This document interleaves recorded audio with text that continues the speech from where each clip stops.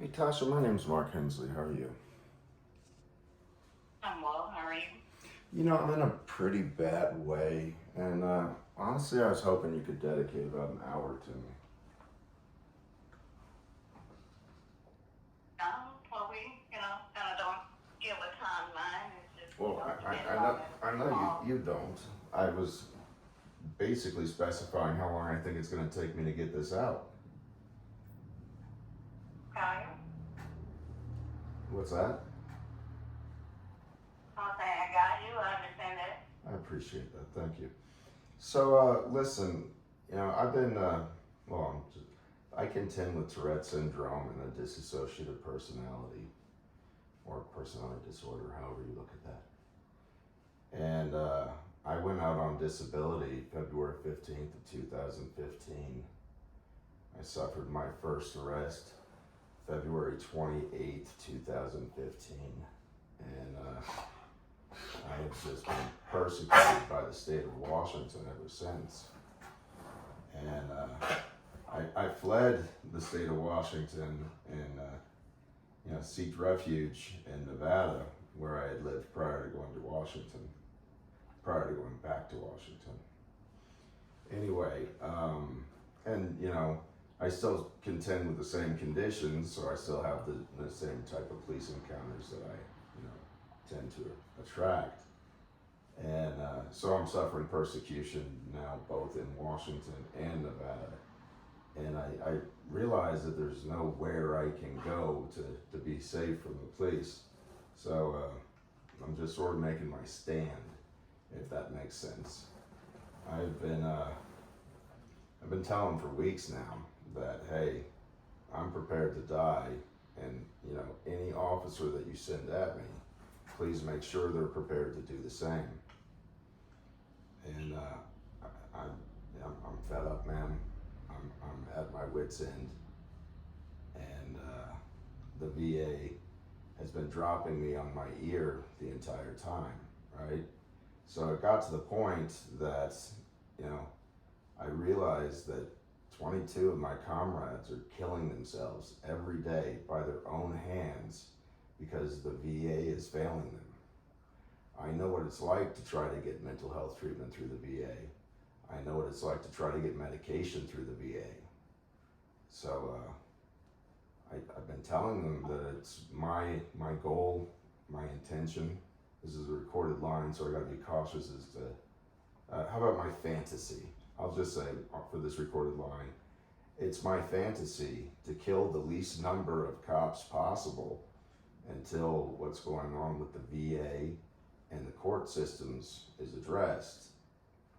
And I've documented my persecution for 10 years, thousands of videos, thousands of recorded calls with officials, hundreds of written documented reports.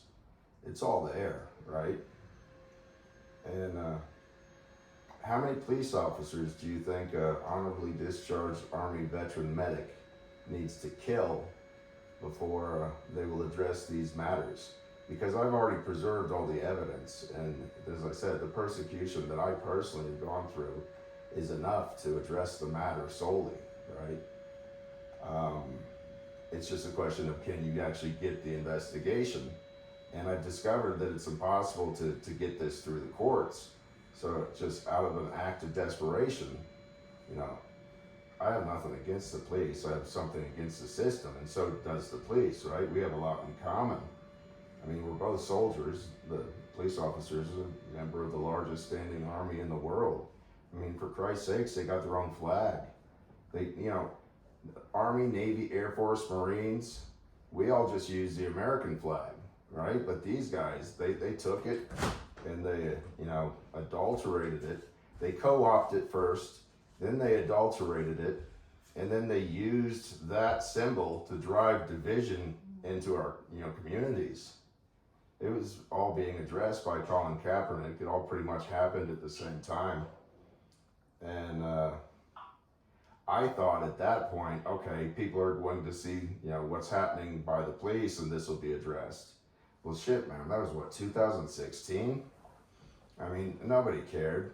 they would have their riots and their outcries, but they made it more about black people, to be honest, not about just what the cops do to people or what the courts do to people. They just are like, oh, look at what they do to black people. I'm so fucking tired of hearing about black people. You know, they want reparations for what their great grandparents suffered. And I'm thinking, okay, but you're dismissing all the benefits that you got from it.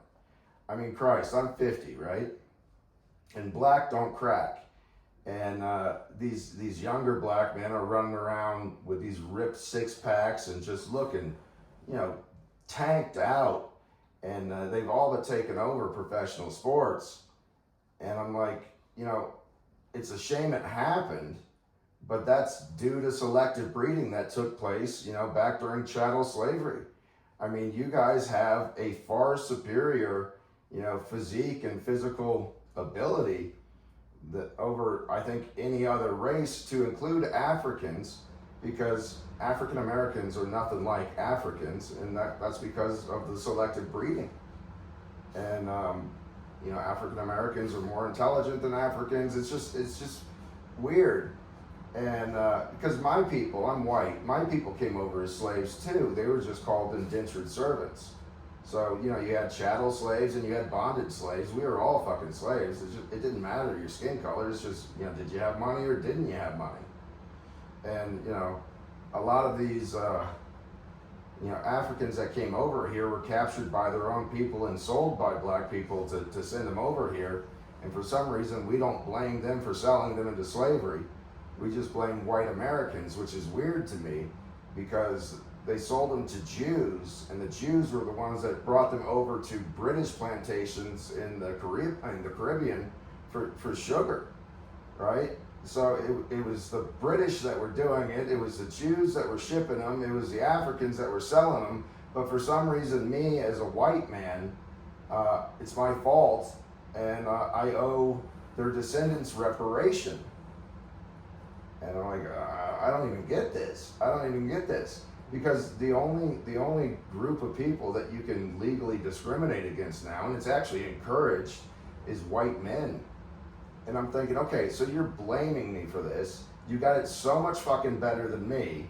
You want me to pay you, and you can legally hate me, and my kid can't get into a college, can't get a job, can't do all these things just because he's white? So, you know, I'm really frustrated about that. And then, so this is going to be controversial, and I apologize for saying this, you know, but like men and women aren't equal, and that's evident, right? People will say, yes, they are, but it's very evident to anybody that's willing to look at this critically that men and women are designed to play different roles, right? So how can you be equally good at roles that you can't play? So I don't get that, but it's interesting that because men and women are designed for completely separate roles, and that is represented in their physique and stature and the things that they're capable of doing, right? So, and you know, men historically are disposable, and women are a commodity. I mean, that's why we take 18-year-old boys and send them off to die, because they haven't accomplished anything yet, they haven't become anything yet, so, you know, let's just kill them off. It doesn't matter, because that's not going to affect the upcoming generations, because one man can impregnate infinite women, so we don't need these men. And women, you know, if you look back historically, when you're raiding the village, you kill the men, you kill the older children, and you take the women because they're a commodity, and you use them for what they're designed for, and you build your population. But for some reason, we're forced to think that we're equal, and I got really pissed off as I started to realize all this. You know, the original feminist movement, okay, I can get behind that to a degree. This third wave stuff, I can't even get behind at all. That's just about hating men. But you know, what did that really accomplish? I mean, women have been manipulated, you know, for eons. They're very easy to manipulate, right? They'll switch sides in a heartbeat. But when they came up with the safety razor, they wanted to sell more razors, and now this is something that a woman would feel comfortable with because it's a safety razor, for Christ's sake. So they convinced women that they needed to shave their legs and armpits, and they only did that for financial gain. And it was the same thing with the women's liberation thing as far as smoking goes. They just came out with an ad campaign because smoking historically was just done by men. But express your power, express yourself with Virginia Slims, and so we get these women smoking, and then gender roles start blurring, and then they realize, hey, we can get these women out of the safety and protection of their home and throw them in the workforce, drive down the labor rates for all of these corporations, and ultimately drive up housing prices because you're paying these people less, but there's now two of them in the family working for the money, right? So that creates competition for housing, which elevates the price of the house. The government, the Rockefellers came up with public school indoctrination camps, which is basically what all this is, where they will educate you to the highest degree of the lowest level job that they want you to work in. I mean, we're all still slaves, right? Slave to the dollar, slave to materialism, slave to this, slave to that. And they just make the profit off of it. Like, it intrigues me because, like, right now in the United States, there's more slaves than there's ever been, and there's far more slave owners than there's ever been. And that took place when the Emancipation Proclamation, was signed. It freed African American slaves, and then they pretty quick ratified the 13th Amendment that just said that you can be a slave if you're convicted of a crime, because then they just sentence you to labor. So they freed the African Americans, but then all they did was round them up for bullshit crimes, vagrancy, loitering, domestic violence, whatever they needed to do to arrest them, and then they just put them on chain gangs and made them do the same shit anyway. But then it's also about money because now the slave is working for 35 cents an hour, but then they take that money from them for like restitutions or fines. But then the family has to send in all sorts of money just if they want to talk to the slave, because even slaves are loved by family, and they spend ungodly amounts of money just to talk to them on the phone. Basically telephone calls are free, right? But you should see what these inmates have to pay just to speak with their family, and they should be able to speak with their family for free because they're building our communities, they're putting out our fires, they're doing all these things. But no, and most of these people don't have money, right? So they're just predatorizing the families of inmates.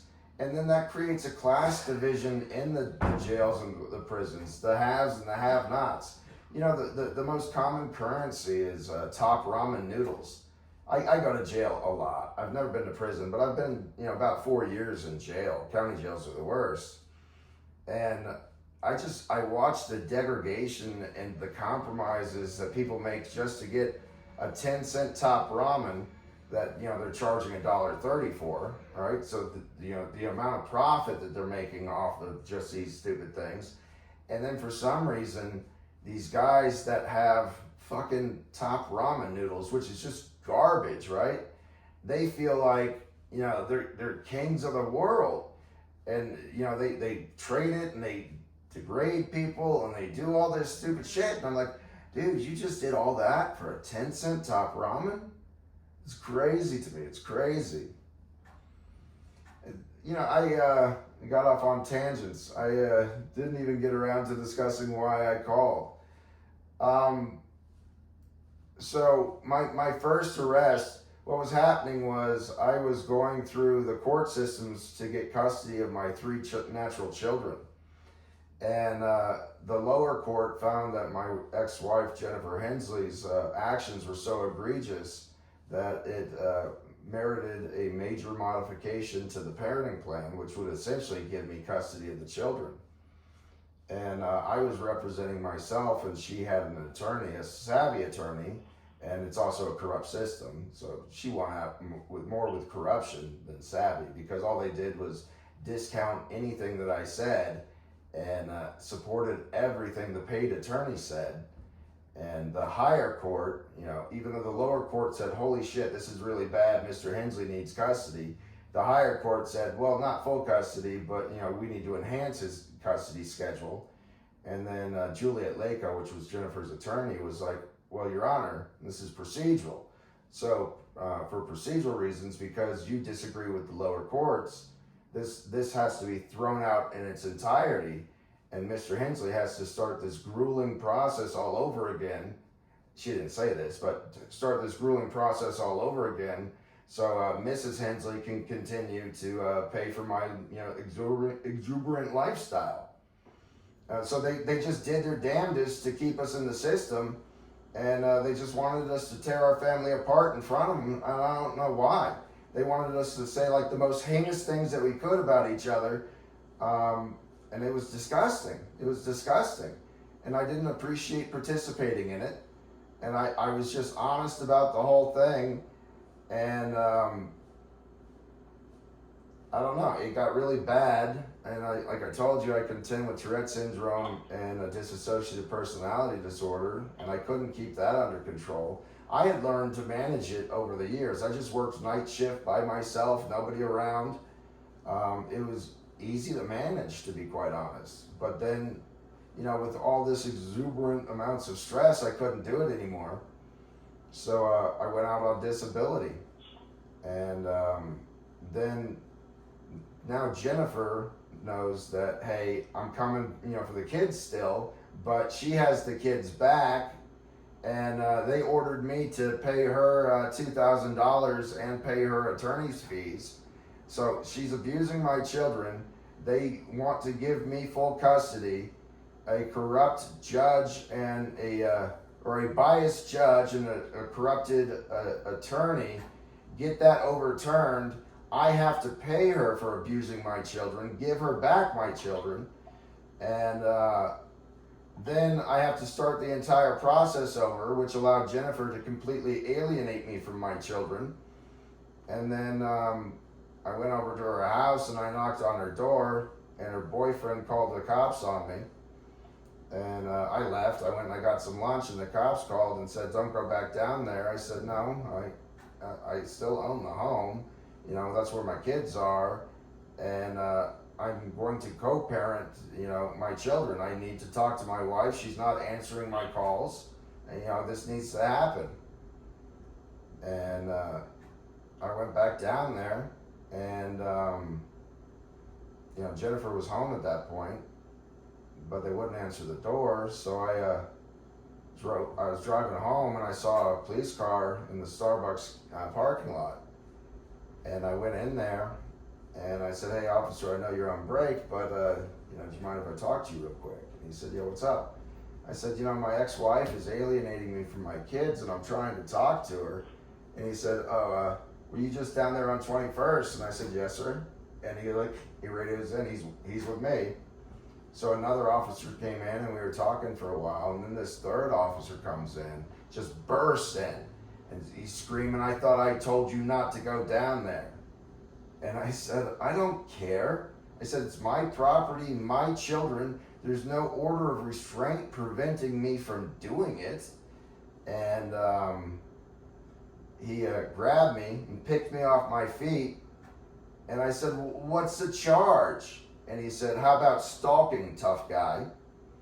And I had my 2 dogs in the car. It was such a pain in the ass. I wound up doing 5 days in maximum security, and they put my dogs in the pound. You know, fortunately, they didn't tow my car, but I don't think knocking on your own door to, you know, try to talk to your children is stalking, you know, the ex-wife. They did eventually throw those charges out, but that just set, you know, things in motion.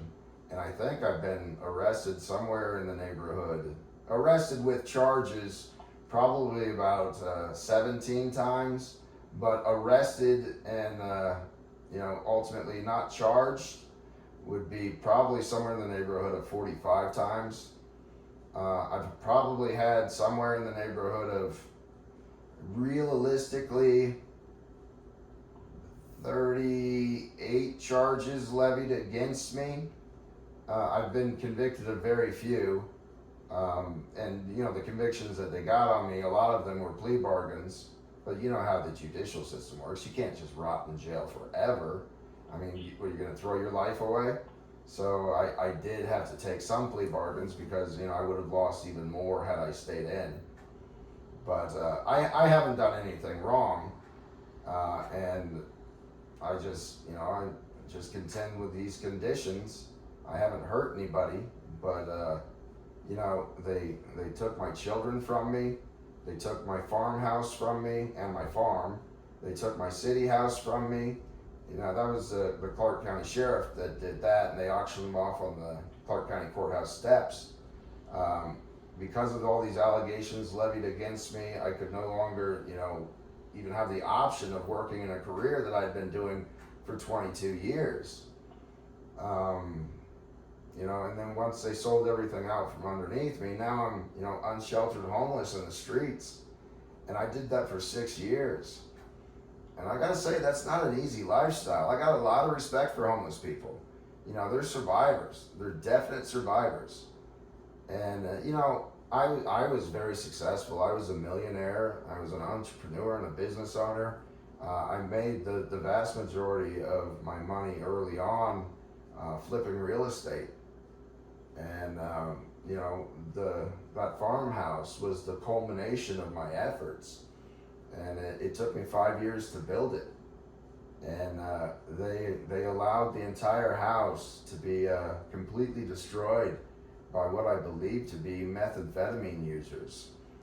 They turned it into what is colloquially known as a trap house. And the police gladly sat by and watched, allowed, aided, and abetted in the theft and destruction of my property. It was insured by USAA, and while they did make partial payment and admit that they were responsible for the damages that occurred, because it was aided and abetted by the police. The police weren't writing the right reports for the insurance company to recognize it and then pay out on it, because the police weren't going to admit any culpability, and because I couldn't get the police reports, the insurance company felt that they didn't have to pay me. So, I'm an intelligent man. I'm articulate, and I can, explain to them why they do have to pay me. But then they found some loophole where, they only had to pay me a third of it, and then I would have to go out and buy or repair the damage, and then they would pay me the rest of it. And then I could take that money and, do it again and then again. But, how I told you I owed Jennifer restitutions for abusing my children, and I had to pay her legal fees for an attorney that could, consciously allow a woman that's abusing her children not only to get them back, but to make the husband pay for it. When... And then, not to cut you off, Mark, but definitely a lot of a history there, definitely a lot, that has happened and everything. Excuse me, if you could, tell me what was the reason for the call today. Oh, honestly, there's a woman that I'm interested in, and she has a 2-year-old, right? And she's very concerned that if she came out here, that, there's so much mayhem in my life that they might go after her child. Because, the woman that I was with after Nicole, they seized her children too. And so she's like, hey, they took your kids, they took your ex-wife's kids, what's going to say that they're not going to take my kid? And I honestly can't answer that correctly. And because, I've gotten to the point now where, I would prefer to live, but I don't care if I live or die. I'm just going to, do the best that I can for humanity at this point. So I've been telling them that I plan on killing as many cops as possible on March 10th. That's not going to happen, right? But they don't take you serious unless you give them a date. So because they're putting me on trial again and they're continuing to persecute me, they just had me arrested in Nevada and extradited back up to Washington because a conviction that I had in 2022 got overturned by a higher court, and they gave the low. So yeah, I'm just gonna kill. No, I get it. I'm gonna kill a bunch of cops. So that's what I'm calling. Okay, got it. So now you mentioned on March 10th. Yeah. March 10th. Now is this when you plan on? Well, tentatively. We're building this to a head and a crescendo, like I told you, because I've already built the evidence, right? I'm not prepared to kill these cops yet. That's going to take a lot of planning, right? And honestly, I'm going to have to recruit a lot of people. So I've been actively trying to recruit, disgruntled white veterans. And I already have a Doberman, and I'm training him as an attack animal. And a lot of these guys already have pit bulls. So we're just going to get together as a group and train our dogs to attack other dogs. And, because, I'm the only one that wants to die, but everybody wants to make a political statement. So, we're trying to get as many factions around the United States of America to have these disgruntled white veterans training up attack dogs. And then we're just going to use them to attack police dogs, because that's not really a police officer, and it's not us really doing it. It's a dog-on-dog fight. So, but these cops, they won't know where it's coming from, because a lot of homeless people have pit bulls, right? So they're going to be scared as shit to take their fucking dogs out of the car, because they're mistreating and misusing these animals anyway. So ultimately, all I'm trying to do is, save these poor police dogs, because they're not trained to defend themselves against a dog attack, right?